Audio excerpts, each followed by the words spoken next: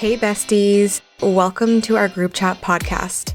We're your hosts, Sarah and Milena. We're here to discuss all things pop culture, reality TV, entertainment, and everything in between. The same way you would in your favorite group chat. Thanks for listening. Hey girl. Hey. Okay, so I think we need to start off the episode by first saying that we're fully vaccinated, officially. If you're on video, you can see my little Band-Aid. Showing her Band-Aid. How are you feeling? So, I'm feeling good. I expected to feel worse. My fiance, his first shot was Pfizer, second shot was Moderna, so the mix. And he's been like feeling under the weather for 3 days. This is the fourth day that he's been feeling like really terrible.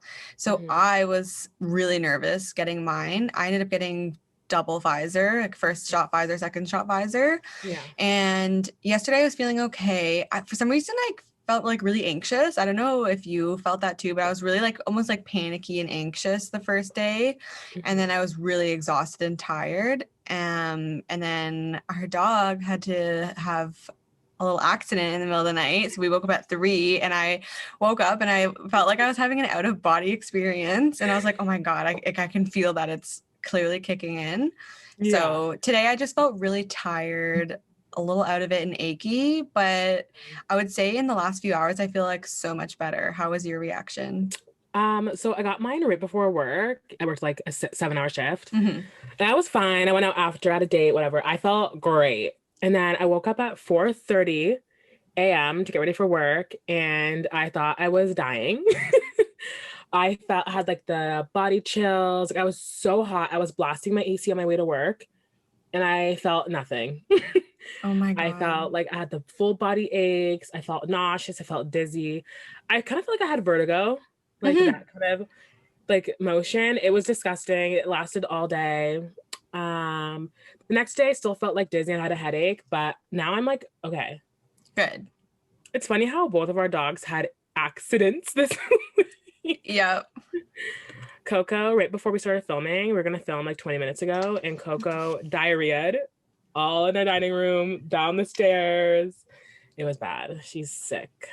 Lucky they're cute. Lucky they're cute. Honestly, because like last night when she diarrheaed on my carpet, I was about to lose my mind. Like I actually was like, I only had like an hour of sleep, and I felt like, like you sleep for an hour, but it feels like you slept for 5. That's how I felt when I woke up, and I woke up panicked. Yeah. Like from the smell, and I was just like, God, this dog like is gonna kill me. Yeah. Before my time. But it's all good. Then this week I went on a date with this guy. Who? Give us the deets. We'll call him, I don't want to say his name. Obviously. We'll call him Tall Guy. Okay. He's really tall. The date went really, really well. Like really well. And so basically like I told his friends I was interested, and then his friends, because like I'm friends with his friends. And then his friends like told him, and then he came asked my number, blah, blah, blah, whatever. So I thought all went well. I told his friends, like, they were like, oh, like, how was the date? How did it go? And I was like, oh, it went well.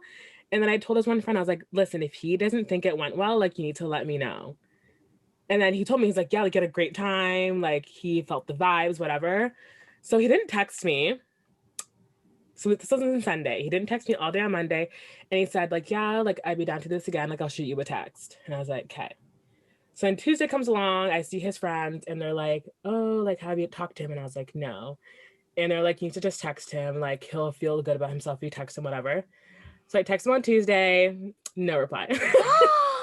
Listen. So then I'm like, whatever. So then at, like, that night, his friend's like, oh, like, did he answer? And I was like, no. Wednesday rolls around, no reply. Today is Thursday, no reply. Shut up. So I got ghosted. And the thing is, like, for me with ghosting, I think ghosting is so... I should watch myself because I have ghosted people before, but I feel like ghosting is very immature. I feel like the only reason I think ghosting is okay is if like you tell someone, hey, like I'm not interested, and they just won't shut the fuck up and like they keep going. Then like, yeah, go ahead, ghost. But like if you're telling someone I'm vibing, I'm having a good time, and then you just don't talk to me, that's weird. It's rude. It's so inconsiderate. I especially when his friends were like, yeah, he said he had a good time. So I don't really know. Like, I'm not petty. Like, and I even said, like, I was like to his friends, if he just told me, hey, like, I'm not interested, I was like, I would not be hurt. Mm-hmm. But like, it's embarrassing. Not for me. I feel like it's embarrassing for him. Yeah. It's embarrassing for his friends. Yeah. Like, I feel like his one friend's kind of embarrassed. I would be embarrassed. Like, they used to up your friend with someone and then they just ghost. Like, sus. I hate ghosting. I hate ghosting. If you don't like someone, tell them. It's way more awkward for you to not ghost because you're going to run into them. It's not like this is some random person that you met in a different country and you're never going to see them again. Like, you're going to run into Mr. Tall Guy and it's going to be so awkward for him. He might as well just been like, hey, by the way, I wasn't really vibing it. Or you could just lie and just say like, oh, you know, I'm not ready for any like kind of relationship or whatever. Yeah. Instead of ghosting. So mature. I'm so over it. I'm like, you're a loser. Literally. And I'm just ready to have a hot girl summer. So I feel like I looked the best I've ever looked in a while. I agree. But I don't need but for you, not me. Like, I don't need a man. No, like, you don't. Like, is ghosting. Plus, like, in the long run, he was too shy for me. So, like, wasn't going to work anyways. It was for the best. And communication's not there. So it's for the best. I'm excited. But yeah, that's it. Other than that, a great week. Truly. And I got a new job. So exciting. I know. Snaps. I feel like I'm back in university. Loves it. Yeah, I start in like 3 weeks. Well, no, less than that, like 2.5 weeks. So I'm really excited for a new chapter in my life. It's going to be so good. I'm really happy for you. Thank you. But yeah, Sarah, what's new in your life? I talked a lot. Nothing. I went to a cottage and so my cousin had a baby last June and the last time I saw the baby was like a few days after he came home from the hospital, and that was the last time I saw the baby until this last week. So he's 1 year old now. He's so cute. Honestly, gave me the most baby fever ever. He's just such a good boy. Like, he's so happy and smiley, and like he gets along with everybody. Me and John, like the last time we saw him was when he was a baby, so we were nervous if he would be like afraid of us or shy, and right away he was just like asking to like be held by us, and he was letting everybody hold him, and it was so cute. So that's so cute. That was my week, and then it's just been busy at work for me, but you know, same old same. Yeah, well, that's good. I'm glad you had fun at your cottage. It looked a little fun. I saw some little snippets of like your dad. Literally, with their fish. I can't. Oh my God. They call Was Judy there? Oh yeah. Oh my gosh. Love that. So my dad, my cousin's husband, and then my fiance John, they caught 3 5-pound fish. That's crazy. First of all, my cousin's vegetarian. We're like, literally, John is like murdering this fish, like filleting it in front of everybody, and we're just like, can you make me like do that by the water away from everyone? And it was so cute. Like all the, I guess like, yeah, like my dad, John, and my cousin's husband, like they were like going on their little fishing trips. They reminded me of like little boys. They were just so excited to go fishing. And then all like me, my mom, and my cousin, like all the girls and the baby were just like chilling at the cottage. So it was really nice. That's cute. I love that. Okay, so Sarah's going to, we have a lot of topics tonight, and we're starting our new segment, our pop culture news of the week. We can probably change it down the road if it's too wordy. Yeah, we'll find a little. For right now, pop culture news of the week. Yes. But there's a lot going on, even in the Bachelorette that we're talking about, and in our news section. That's a lot of trigger warnings, a lot of sensitive topics. So Sarah's going to give a quick little warning and disclaimer before we continue on. Yeah. So sadly, there is a lot of touching on sexual assault, sexual abuse, sex trafficking, abuse in general. So we just wanted to give a trigger warning if you're sensitive to that subject, or if that subject is really touchy to you, maybe skip this episode or skip ahead. We can put the timestamp, I guess, below and let you know like when you can skip ahead from the news portions of it. And then also, I guess, another trigger warning for the actual episode, Katie does mention her I guess, sexual assault in the episode briefly too. So just a quick little trigger warning for anyone that might be a bit more sensitive to these topics. Yes.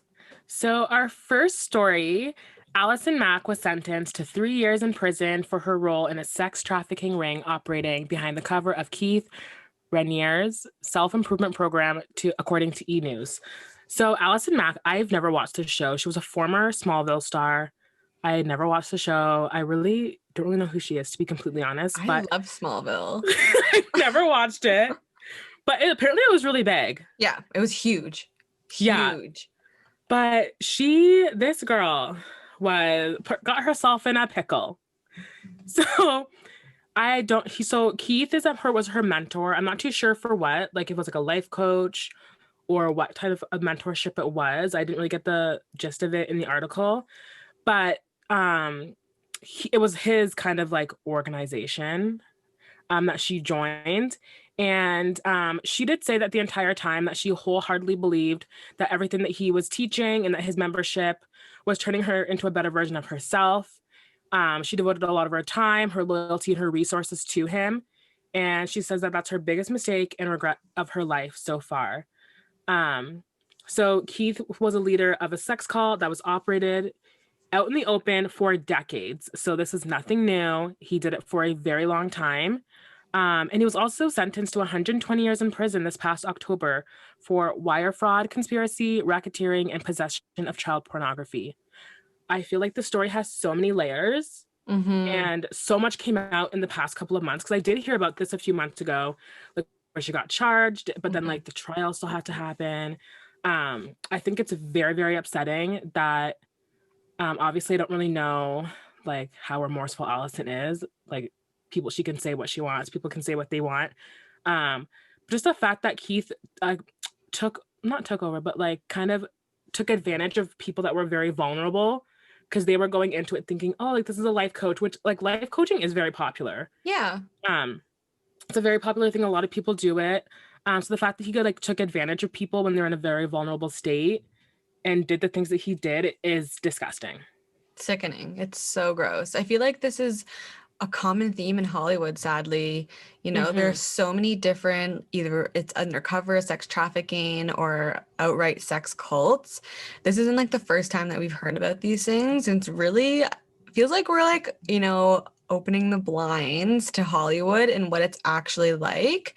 I forget who, I think there was like a psychic that talked in like 2019 talking about what 2020 will be like, and they really talked about how like all the smoke and mirrors of Hollywood is going to show through, and I feel like this is like one of those big examples of it. It's pretty crazy. It's insane. Like there's so much going on in Hollywood. Everyone, like even like influencers, like some of my favorite influencers that I watch to like move out of Hollywood because of how toxic the environment is, they say like there's such a dark cloud over Hollywood and like over the people, and like money can truly get you out of anything. And I think that like you'll see this coming forward in the future. Like money talks, and it gets you out of a lot, and it gets you away with a lot of things, and it's disgusting. Just the fact that people are still doing this to this day and taking advantage of people, taking advantage of minors, like that's disgusting. Yeah, I can't believe it. It's foul. Like I don't understand why you do that. It's like really sick people that do this. Yeah. So the next story is Jim Bob and Michael Duggar. Have you ever watched 19 Kids and Counting? Yeah, and I hated it because they're like Jedediah, Jeremiah, Shmaya, whatever. Oh I couldn't. Okay. So I watched a few of it here and there. I wasn't really interested in their family because like 19 kids, too many for me. I just couldn't keep track, and I thought it was kind of weird. People that have a lot of kids. It's like a cult of their own. Yeah, that's what I thought as well. So they had a show called 19 Kids and Counting, and that show got canceled on TLC because Josh Duggar, it came out that he molested 5 minors. And I'm pretty sure, I'm going to say allegedly, I think one of them was his sister. I think there was multiple that were his siblings. Yes. That's what and family members, not just siblings. Yeah. So, and then their show got canceled. And it came out, and then he never got charged for those. He went to like this like rehabilitation center. Like his parents kind of like shushed him away to like a camp, and like he went and worked on himself. So the fact that TLC gave them another show called Counting On after those allegations that were like true, like he admitted to it, is disgusting. So their show Counting On got canceled because Josh Duggar was yet again charged with, well, not yet again, he was charged officially with receiving and possession of child pornography. What bothers me about this is that he has kids of his own, and his wife kind of standing by his side, which really rubs me the wrong way. Same. I feel like, me personally, like I don't have a significant other. I don't have kids. If I found out that like my significant other was doing that, I would be like, get the fuck away from me. Yeah. Like, you're never seeing my family. Like, you are shunned. Okay, so the news just keeps getting sadder. I promise next week I'll try and pick up more lighthearted news, but there was just so much legal news happening this week. So the third one, Bill Crosby is out of prison after the courts overturned his sexual assault conviction. So Bill Crosby was released from prison because the courts found a prosecutor's decades-old agreement that should have shielded him from criminal charges, according to Page 6.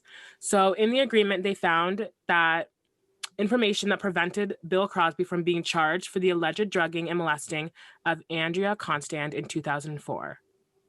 So because basically someone somewhere didn't do their due diligence and didn't do their proper research, he is now out of prison.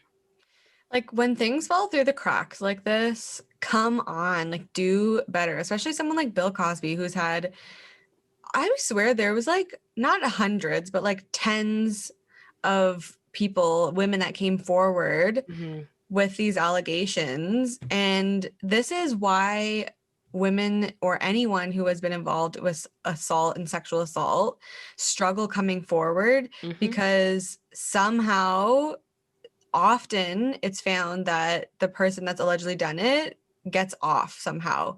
Like, whatever way they slip through the cracks, they slip through the law, and then they're out there free and they can do it again. And it's just so crushing, especially after the Me Too movement, when so many women, and I shouldn't say women, but people who have, you know, dealt with this or struggled with this, felt more comfortable coming forward about, you know, their experiences. This is just another slap in the face, because it could have been you know, a way to set a precedent to other people and to the courts, and instead this man has got off scot-free.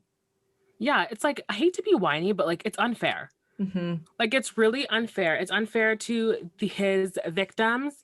It's unfair to the victims' families and to everyone that he hurt. Like, that's unfair, and like, he deserves to rot in prison for the rest of his life. And the fact that whoever did the biggest mistake, I don't know who it was, but someone really dropped the ball.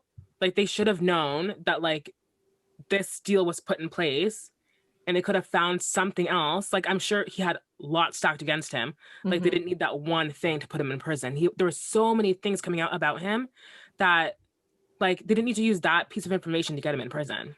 Totally. You know what I mean? Yeah.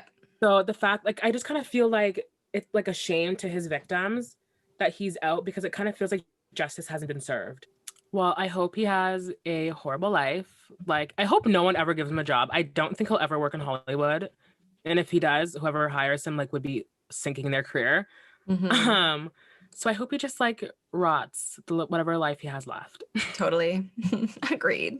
So the Free Britney movement has started. It is continuing. It is going strong. So the Britney Spears conservatorship is a huge, very big layered story. We only have one little part of it, but there's so much going on to it. But it was reported that Britney Spears called 911 the night before her testimony in court that got leaked, reporting that she was a victim of conservatorship abuse. So in court, Britney testified and said, "They've done a good job at exploiting my life, so I feel like it should be an open court hearing and they should listen to what I have to say. I haven't done anything in the world to deserve this treatment. It's not okay to force me to do anything I don't want to do." So everyone was, when her court statement got released, everyone was freaking out. Because the things that she said was shocking and vile and disgusting. Yeah. And then what blows my mind even more is that a few months ago, Jamie Lynn Spears said, "Oh, my sister's fine. Like, she's okay," but clearly she's not. And Jamie got a lot of hate on her Instagram, where to the point where I think she like turned off her comments. And then Yeah, she she made finally a released a statement. video saying that she supports her sister, which I'd find not sincere. like, Same. like I watched it and I was like, it seems like you're backpedaling because like people are finding out that you're shady. Yeah, I feel like I have so much to say about this whole Britney Spears thing. I guess like on the Jamie Lynn thing, she's been profiting off her sister since day one. The entire reason she ever had a career was Zoe 101 with her singing career, anything. The reason why people know her name is because of her sister. She also makes a specific amount of money off of her sister from the conservatorship. Like, don't quote me, but I think it was like 10% or something that she makes. Her father makes all that money and he controls everything. I feel like when I was younger, all that we saw in the tabloids was, you know, Britney Spears has gone crazy when she hit the paparazzi's car with the umbrella, when she shaved her head. And as I've gotten older, I'm like, I can relate to that. If I had people following me around day and night when I'm just trying to go get gas, I'm just trying to go to the restaurant, I'm just trying to drive my kids somewhere and I feel unsafe because I can't see from the paparazzi, I'm going to get annoyed. And then when you mix in the fact that she had her divorce from K-Fed and she doesn't know what kind of custody she's going to have with her kids, like obviously she's going to be upset. Also, on top of that, she had her kids fairly close together, and like no one talks about postpartum anxiety, postpartum depression. You have no idea how that affected her, and that could have been the reason for like her outbursts. But I truly feel like she's not as air quote crazy as everybody is making her out to be. She seems very sane, and all of her statements, you know, she was talking through in her normal voice, not her high pitched like nasal voice. She was talking in her normal voice from like when she was younger. I felt like I went back in time and was listening to like 17-year-old Britney when she was speaking. But it's just like I feel so terrible for her. All she wants to do is get married and have kids. And instead, she's forced on medication that, you know, impairs her from making any decision because she's just so drugged up. She's made multiple complaints to her psychiatrist that she doesn't want to be on that medication and they keep her on it. And then her dad made her have an IUD so that she can't get pregnant. And then it was so sad to hear on the day that Bill Cosby was free that Britney's still under the conservatorship under her father. Yeah. Like, unbelievable. It's insane. Like, and I just like, it just baffles me that people can take her money and not feel any type of way. Yeah. Like the fact that like you're literally running her dry and she can't even spend a whole day with her kids. Like I read this article that she's only allowed a certain amount of time with her kids, but yet you want to take all her money and you think that she can't make a proper decision. Like that's actually messed up. Right? And maybe, yes, maybe she went through some stuff 13 years ago, but I feel like everyone, or if not most people, go through a time in their life where they have like a bit of a mental breakdown, like a mental break. Mm-hmm. And I'm sure that if every single person's like issues were filmed, it would probably be the same. 100%. Like, you know what I mean? Like how many people shave their head or cut their hair out of frustration or because like, you know, they had like a mental breakdown? So many people. You know what I mean? It was literally a trend on TikTok to shave your head during quarantine. Yeah. So why did we say, oh, Britney Spears is crazy? I mean, back then, granted, like mental health and mental illness was like a huge taboo topic. And it's frustrating that it still is. Obviously, we've kind of moved more progressive now, but the older I've gotten, she just doesn't seem as crazy as the media played her out to be. She seems quite, I don't know, normal to me. Like her reaction is like, I can totally sympathize, or not sympathize, I can empathize with why she would react these ways. Well, even when she was on X Factor, like maybe like she was under her conservatorship while she was on the X Factor as a judge. She seemed fine. Yeah. She seemed normal. I know. Like there was no red flags, there was nothing, and she was actually quite entertaining. Yeah. So I just don't understand. Like there should be a rule where like someone who is unbiased, who's not getting paid by either party, like the courts or like her, can like actually sit down like psych evaluate someone once a year. You know what I mean? To see if they should still be under that conservatorship. And I don't think it should be family. No. Like I think it should be like some like third party company that like gains nothing other than like a small little percentage, and they like, or gets paid by the government. Like, you know what I mean? Something where people can't have that control. So I feel like sometimes like family does not have the best intentions for people, especially when money is involved. Money can really mess up a lot of relationships. It can break up families. And this is exactly what it's doing. They're taking advantage of her money, and they're not working at all because they're getting paid to screw her over. I know. It's disgusting. It is. It's crazy. There's definitely going to be more that will come out from this topic, and we will definitely post updates on our Instagram. We'll definitely talk about it. This is just the tip of the iceberg with this whole conservatorship. I'm really hoping that she gets what she deserves, and I hope she comes for every single person involved. I know. I hope. Rightfully I just want her to find like peace and to be happy. If what she wants to do is not be medicated, and okay, fine, put her in therapy, have her talk to someone. There's so many alternatives to medication if there's something wrong. And if that person is making this decision themselves to say, I don't want to be on this and I want to try whatever, a more natural way, let her try that. And if she wants to get married, let her get married, let her have kids. She seems to be living a pretty normal life. She's had a stable relationship for, I want to say, over 5 years with Sam.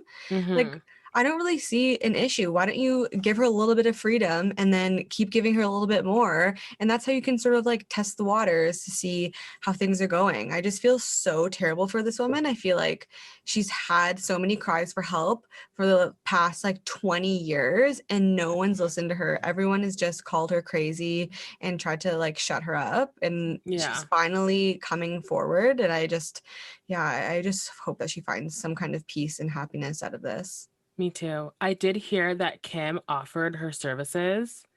Like, I know Kim's not a lawyer. I don't know if it's true. I saw somewhere on TikTok that Kim was like, hey, like I can help you, like, because she obviously has so many contacts. So, and I'm pretty sure Brittany accepted. I don't know if that was just a rumor or if it was confirmed true, but if it is, I'm telling you, this is just the beginning. Yeah. Because having someone high profile like Kim be involved in this, like it will give just so much more press, like, than it already has. And I really feel like it could do some really good things. Oh yeah, and like Kim has all the connections, like if like her dad, all the connections that even aside from her going to law school, her dad's connections that she would automatically have, and Chris's connections. I hope that it's true. That would be really good for her, I think. Yeah. All righty, you guys. So now we're on to our episode recap of The Bachelorette.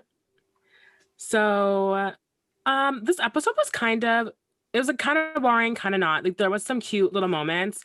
I feel like every single episode so far I have gotten a little teary-eyed. Like, something happens that just like pulls at my heartstrings. Oh yeah. And I get a little emotional. Yep. This is not normal for me with The Bachelor or The Bachelorette. Because normally I'm annoyed.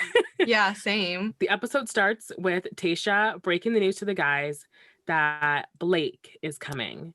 And that was the most awkward thing I've ever watched in my life. I know. His little speech when he walked in had me in tears. In tears. And you could cut the tension with a knife. It was insane. Like, everyone was just staring and so angry. Not one person was like, oh, you know what? I kind of get it. And it's still early. Everyone was pissed that he was there. Yeah. Like, his speech was not making it any better. No, he was kind of like rambling. Yeah. Yeah. I think I would have preferred him to be like, hey, and then like, that's it. Right. I feel like if he was on there and be like, hey guys, I know you're probably really upset, but I really like Katie and I'm here and I hope we can make the best of it. It would have been a done deal. But this guy was going on and on and on and on. He just kept going and it just kept getting worse. And then to top things off, he got the first one-on-one date, which the guys were irritated by. Can we talk about how Greg read out the note card as if it was like gonna be for him? He randomly was just like, oh guys, the door. I better get the note card. Like, it felt so fake. So Mr. Grippo, if you're actually an actor, come on. We need to get a little bit more of those acting classes in, because I did not believe that. But he just looked so sad. He was just like, Blake. And looking at him like the sad puppy he is. Oh my gosh. Oh my gosh, it was crazy. Like, the date, the horse part, there was like no content to it. I was like, it was a lot of making out on the hay, and I was like, not really into this. Right? And he just kept being like, how do I make this go faster? I'm like, Blake, you do not want that horse to go faster. It's not like a car where you can just like touch a little bit and it's gonna go like 2 kilometers more. He was literally like, giddy up, trying to go faster. I was shocked that he's never been horseback riding, considering he's like so into wildlife. Like I just assumed that like he's into horses, like he's been horseback riding.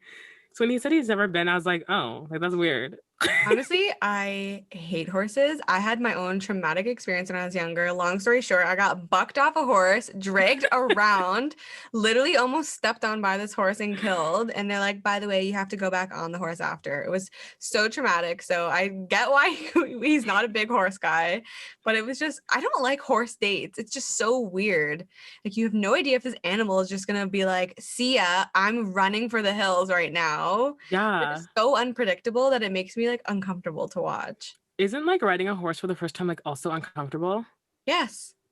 Like I feel like I would not be having a good time. Like that would not be the date for me. No, it's like all up in your nether regions, up in your butt. It hurts. And you have to like, you can't just like sit still. You have to like move with the horse. Yeah. The horse, kind of like what Blake was showing. It's just weird. Like, I don't know. I hate the horse date. And we need to stop doing the horse date on The Bachelor.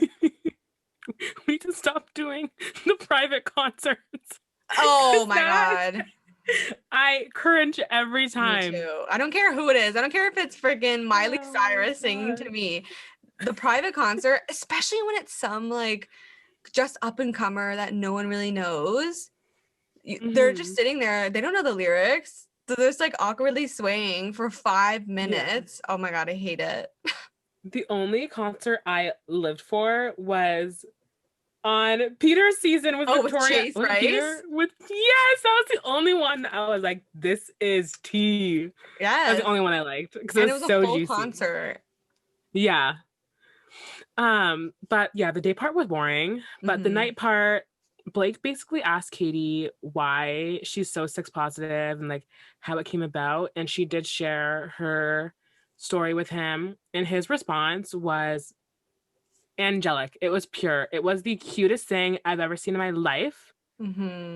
He said, the one part I loved was that he said that he's also very sex positive and he never wants her to feel that type of way about that. Like he never wants her to feel pressured or feel like she has to do something because he's very sex positive. And I think that's very, very important, especially for her to hear. Yeah, I feel like it was good also for like everybody watching to hear. Like Blake is this guy, you know, he's like this like rugged, manly man. And to hear, you know, the narrative is usually like, I don't know, a sweet, nice, innocent guy would be talking more like outwardly about this. So it was really nice to see someone like Blake, who's that like typical masculine guy, be so empathetic towards her. And I feel like his reaction was almost like he didn't expect to hear that was why. He's almost shocked, but he handled it so well and he was just so sweet to her. I really love them together. Like their chemistry is just undeniable. Yeah, they have really good I really do like them. Like we said this before, when we found out that he was gonna be on the season, we knew like the chemistry would be undeniable. Like you could tell from like just their personalities alone, but seeing it on camera, it's just beautiful. It is. It's so cute. Like he reminds me of Sully from Monsters Inc. And she's like Boo. He's just like this big teddy bear though. Like he's so sweet, and she's like this like, cute little innocent girl. I love them together. I ship it. Yeah, me too. I love it. Even though Sarah's theory, I'm pretty sure it's 100% true. Oh my God, I'm gonna literally die if it's true. I'm gonna act like it's not. And I know I said it, I did not put him in my top 5 because I did not think he'd make it past like there, but I really think he will. Me too. So the group date, I love the physical group dates, and the only reason why is because I feel like you get to see the guys' personalities a bit more. Get to see who's very competitive and who's kind of like more shy and reserved. And the outfits, chef's kiss. I was loving it.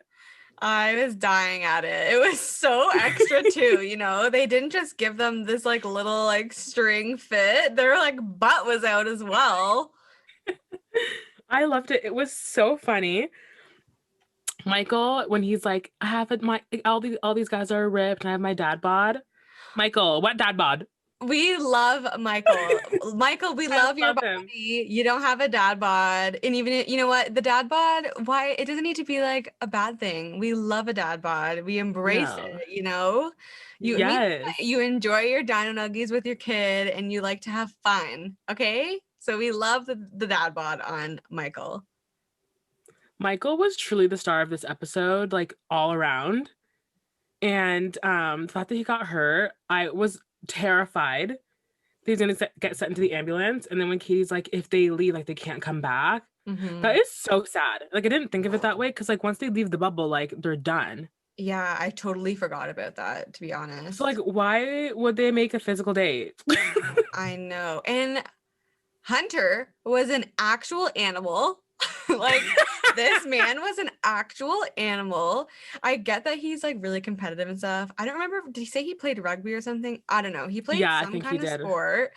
But this man was out for blood. He was playing as if this was like the last meal that he was ever gonna have. He was an actual beast playing. I was concerned for everyone involved. Me too. Like everyone.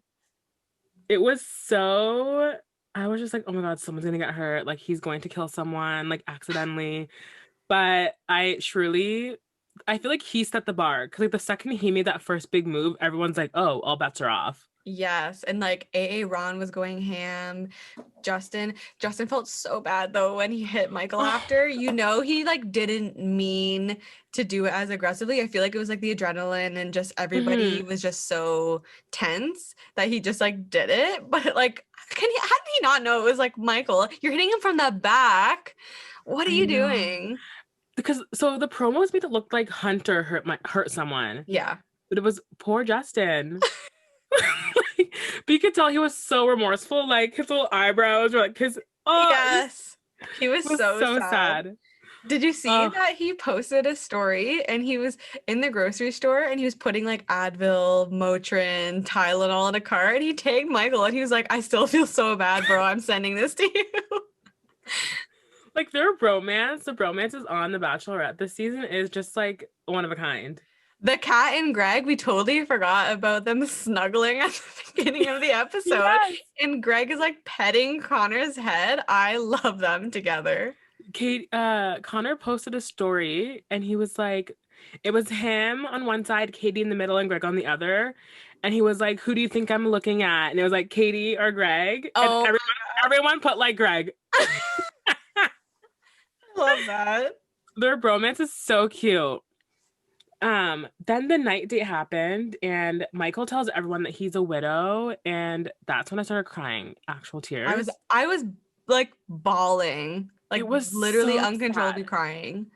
And then Greg is just like, I think crying the most. He's the one thing I like about Greg is that he's very in tune with his emotions. Like he's emotional, he can get emotional, and I love that because like I hate when people bottle up their emotions and like you can't read them. Mm-hmm. You know, and like just the way that everyone was crying and he was just like sharing a moment about his wife and how like it was her birthday. Oh, it just broke my heart. And like the fact that he still calls her his wife and like the way he talks about her is like so pure. It makes me worried though that he's not over that, not the relationship, but everything that happened. Like it's different when you, like we've talked about before, when you divorce someone and they're still alive. Like they were still married and she passed away tragically, and only in 2019. Like obviously, I don't know if he might have grieved the whole thing, but just the way that he like still gets so emotional, it's clearly so fresh. It just makes me worried that he might not be over that relationship yet, and I would hate for him to jump into something new when he hasn't like worked through those emotions yet. But I just want everything for him. He deserves the freaking world, but he really does. And then his kid, and like he FaceTimed his son. Oh, in the Oh next my promo? God. Yeah. Oh, that's the next promo? Yeah. Oh, like, just like so pure. Like, just so cute. He is. And I really like a part of me, I'm confused about Greg if he's not a villain, but if he just has like the wrong intentions or not. But like you said, I just love how he's so open about his emotions. And he seemed like he was like the only one that was comforting Michael. And he was truly feeling the feelings that Michael was feeling. He must have been like thinking of his dad and everything that happened there. But it was just like he went up and hugged him and was just like, I cannot believe you're on the show. Like, you're so strong. And it was just so refreshing to see a group of men being like emotional with each other and supporting each other. I love the guys on this season. Yeah, they really have a good group of guys. Like, they're all emotionally mature, Mm-hmm. emotionally aware. Mm-hmm. That's all you can ask for in 2021. Oh my God, exactly. But the one thing I did hate is that Hunter got the group rose. I was kind of hoping, Michael would get it just because, I don't know. I just feel like he deserved it in my eyes over know. Hunter. Me too. But I don't think he'll be sent. Well, he didn't get sent home. No. So clearly Katie still likes him. Mm-hmm. So that's good. But yeah, Hunter was not, he was definitely the villain this episode. Yeah. I also learned that he has Tourette's. I had no idea. I didn't know that either. Yeah, so it's like his blinking and his snorting and his coughing is Tourette's, which makes sense. I was like, is this guy sick or something? And then Katie and him posted that he has Tourette's. So I have like a little bit more sympathy for him with that. You know, maybe he was just like using his aggression, and then he was the Hot Mess Express this week. He really was. But I kind of like that he shared that like afterwards, like, because it was a very interesting fact. Mm-hmm. I feel like some people, well, in Bachelor Nation, really take things to the extremes on Twitter. Yeah. Like, when you see people posting things, like, some things are funny and like whatever, but like some people really come for people and like really dig up some stuff, and I'm kind of like, okay, whoa, like, chill. Yes, exactly. But I did feel bad because I feel like he must have been getting a lot of hate for him to share that he had Tourette's. Like, he clearly was getting attacked from every single angle. So for that, I do feel bad. I know, and people were like making fun of him, like, oh my God, why is he snorting so much? Why is he blinking and coughing? Like, this guy is just so rude. And then the fact that he had to come forward and say, like, I have Tourette's, like, stop. And same with Katie, like, telling people to stop bashing him. I just felt so bad for him because I feel like that's something that there's still a lot of stigma and behind. So it's probably really nerve-wracking to come forward and tell like the world that you have Tourette's when you're almost like forced to tell everybody. Yeah, I feel like Tourette's is not talked about enough. Like, I only see Tourette's on TikTok when people are like, I'm doing this with Tourette's, like, see, like, you know, those little challenges where like they'll try and do things. I see a lot of that on TikTok, but it's definitely not talked about enough.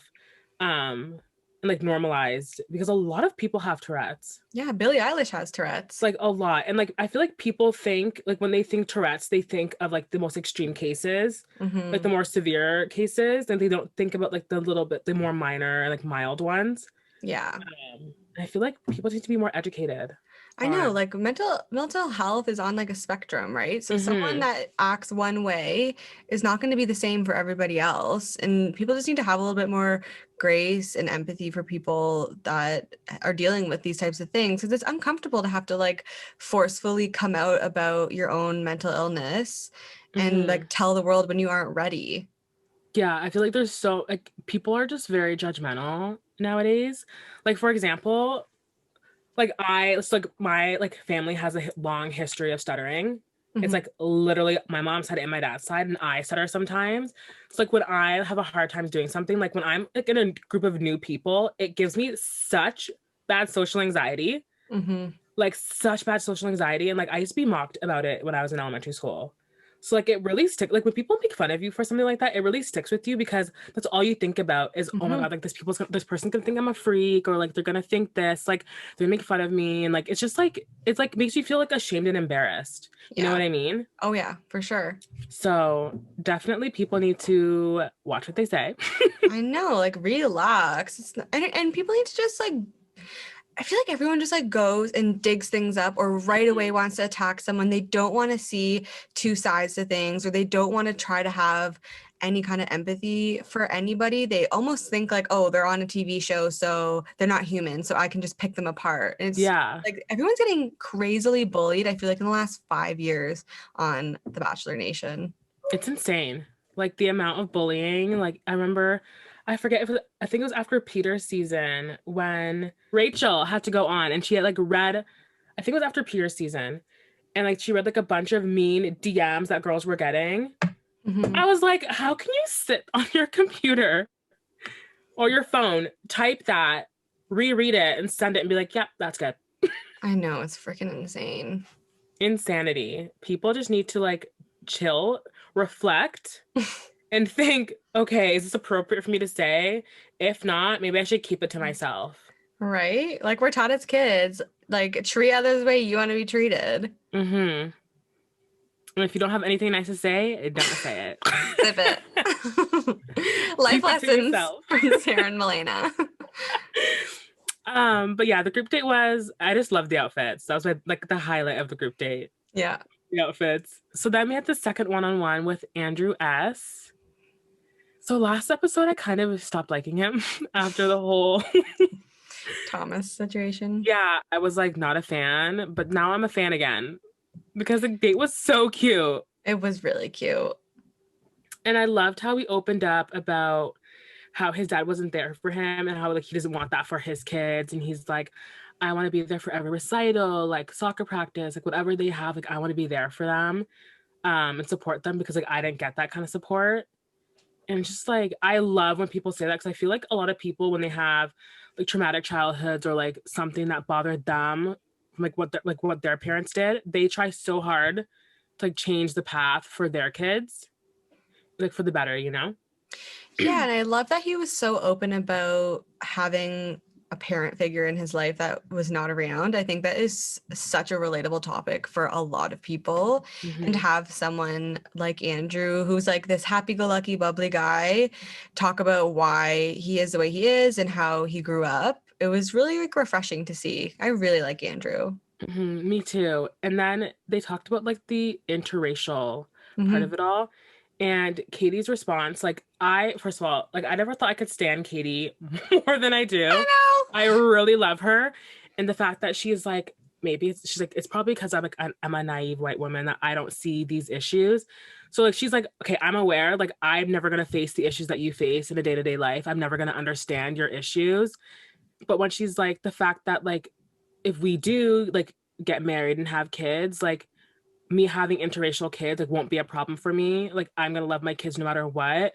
And just her being aware, like, hey, like this is a problem I may never have to deal with in my entire life if we're not together. Like if I decide to marry someone who's white, like I'll never have to have those worries. Whereas if you date someone who's white, like you have all these concerns on top of your normal day-to-day life. It was just like refreshing. Like I loved the conversations for the past, I think it was the past 2 or 3 seasons, just like the normal conversations that you're supposed to have in a relationship, like seeing them on the TV and normalizing those conversations is so important because I feel like people think they're such taboo topics. Yeah.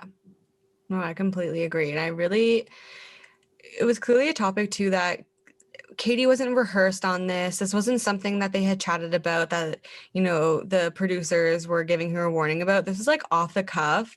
And for her to check her own privilege and acknowledge her privilege as a white woman, it was really nice to see on the show. Like it's conversations that people are talking about nowadays or not even talking about, they're afraid to talk about. So it was nice to see that. And I liked also that Andrew had the confidence and he felt confident to express his feelings, especially as a Black man telling a white woman about, hey, this is my experience in an interracial couple, like when he was explaining his past relationship. It was really nice to see him be open about that. Yeah. Overall, it was like a really cute date, really just like 10 out of 10. It was wholesome. Yeah, Andrew's back in my good books for now. And then the cocktail party. Not much happened other than Hunter is the villain yet again. He already got his group date rose, and then he goes and creates his own mini one-on-one. at the cocktail party, which pissed off a lot of people. Yeah.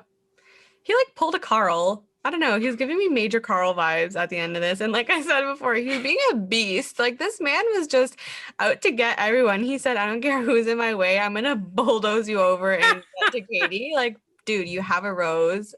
Relax. Yeah. Didn't have a rose, but this man was like, I don't know what got into him this day or these past like week with him. He was just crazy. Like, what killed me the most, I'm like crying, was when James goes and interrupts him. He's like, no. Like, I know. I was so embarrassed Oh for James. James is like buff, good-looking guy. And the fact that Hunter was like, no. He's just like took his tail in and like ran away. like my jaw dropped to the floor. Like I was actually shocked. Me too. So I feel like people never say no. They're like, oh, okay, yeah, like just give me 2 minutes. He was like, no. Like, It no. was so awkward. I felt like Katie almost wanted to be like, it's okay. Like maybe we'll wrap this up soon. But it was Yeah. just like so abrupt. It's just like, it was crazy. Like he was on one. He was. Like he really was. And then Trey basically compares Hunter to Thomas. And that killed me again. Me too. I love Trey. He needs more airtime. Like, where's his one-on-one date? We never see him like talking to her, even on like group dates and stuff. Same with Brendan, the Toronto guy. Yeah, Mike, I haven't seen him, the virgin. Oh no. Connor is like, slowly going to the shadows with Greg.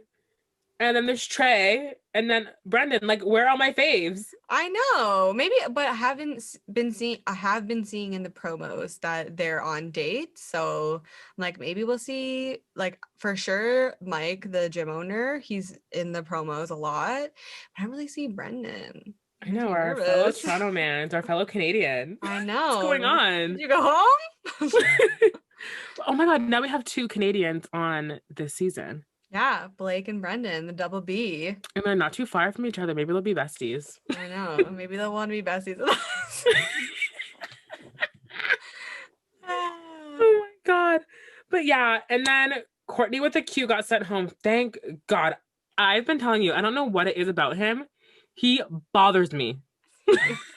Bothers me. Same. I'm so glad he got sent home. And then Josh got sent home, and I think Andrew M. Yeah. And then again, Hunter being a savage. Aaron's going to make a speech, like a toast.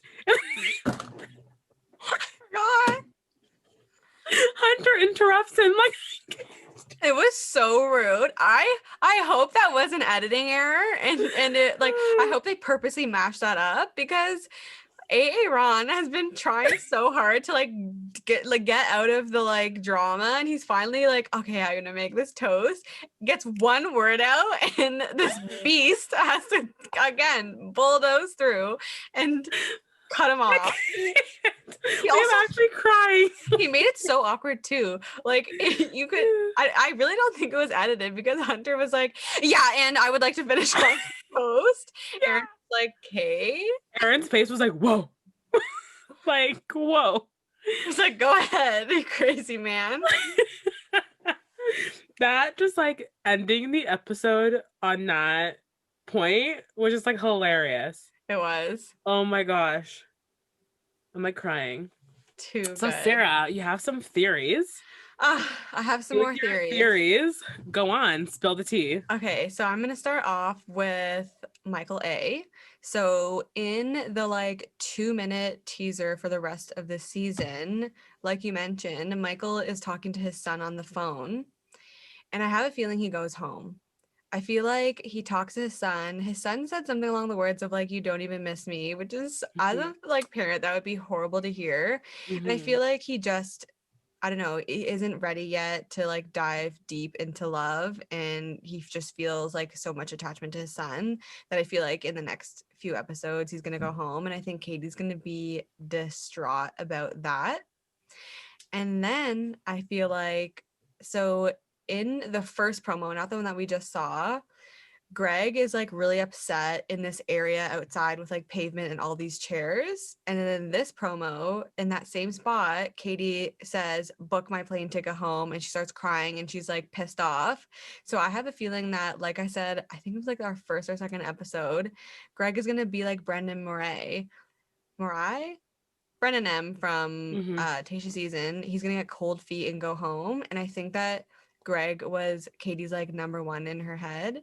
And he goes home and she's just like so distraught and pissed off. That's my second theory. My third theory, not a theory, but Blake's sister Taylor was shown on the promo asking Blake, like, well, why, like, all these other guys are telling her you love her, why don't you? That means he makes it to hometowns.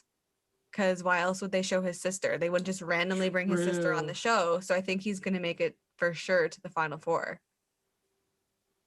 True. And that is the detective work of the week. Oh my gosh. I really do feel like Michael A will probably send himself home. Mm-hmm. I really do. Like, I wouldn't be surprised. And his son's really young too. Yeah. So like maybe like what, like 2 or maybe 3? Yeah. I don't know how old he is, but he looks like really young. But like the math thing from like the wife having cancer and then passing. Yeah, so he would be maybe 3 or 4. Yeah. So he's really, really young. Probably has been away from his dad.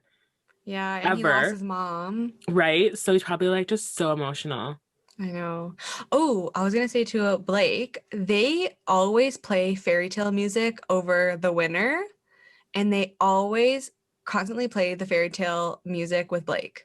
Like if you listen when they're like kissing or at like the end of dates and stuff, it's like that whimsical Disney like princess fairy tale music. Mm-hmm. And I'm like, are you leading us on to tell us that he's like the winner or like top 2 at least? Mm-hmm. I don't know. I really think that he's gonna go all the way. Like that is my now prediction, is that he's gonna win. I do too. I think it's just all adding up. I think so. If Greg and Michael A send themselves home, I think for 110% Blake wins.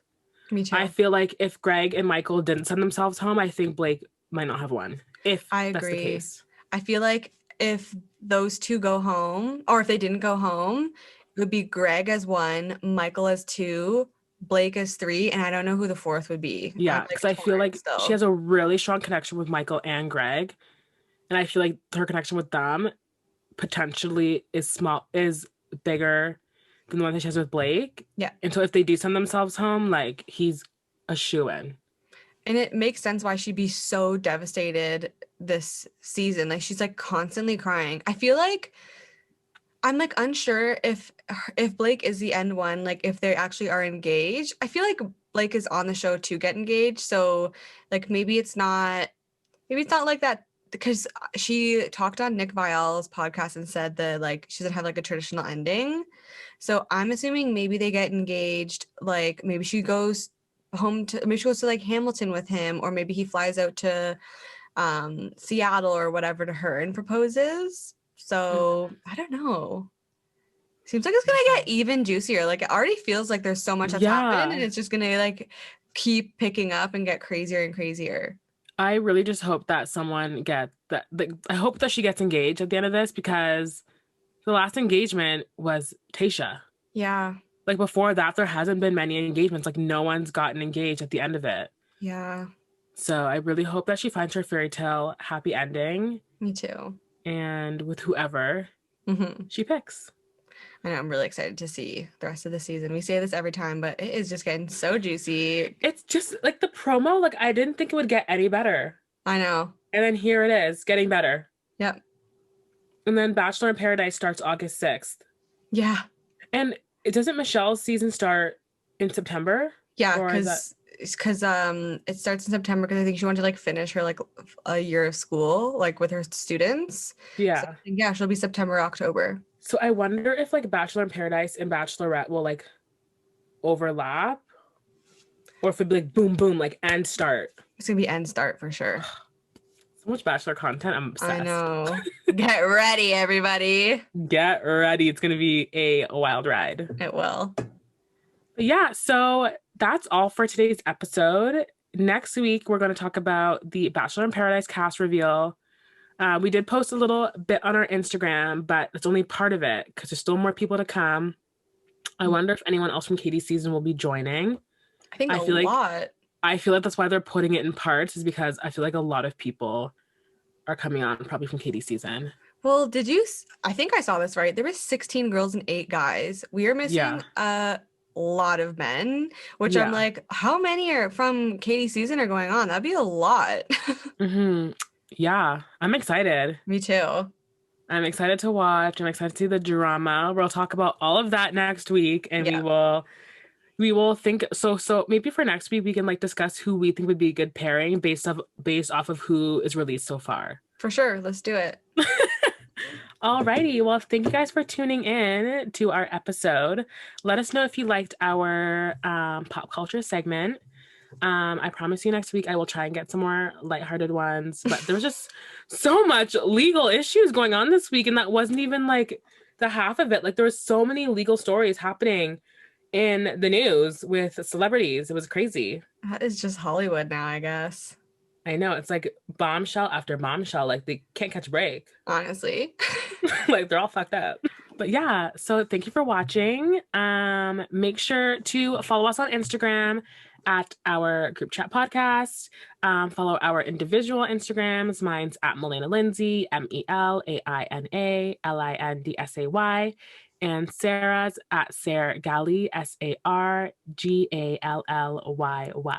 Yeah. And follow us on YouTube at our group chat podcast. And obviously, wherever you listen to podcasts, we'll be there too. Yeah. And if you like watching YouTube, make sure to watch us on YouTube and leave some comments. Please. We actually had quite a few people give some comments on our little theory about Blake and Katie. And it was like really cool to connect with some of you. So yeah. So make sure you like comment what you guys think. If you guys have a different theory, like let us know. I would love to read and go back and forth and like see if we can discover new theories together, because there's clearly a lot more happening in this season. So it's very unpredictable. Anything can happen. Anything can happen. Well, thank you so much. And we will see you guys next week. Bye. Bye.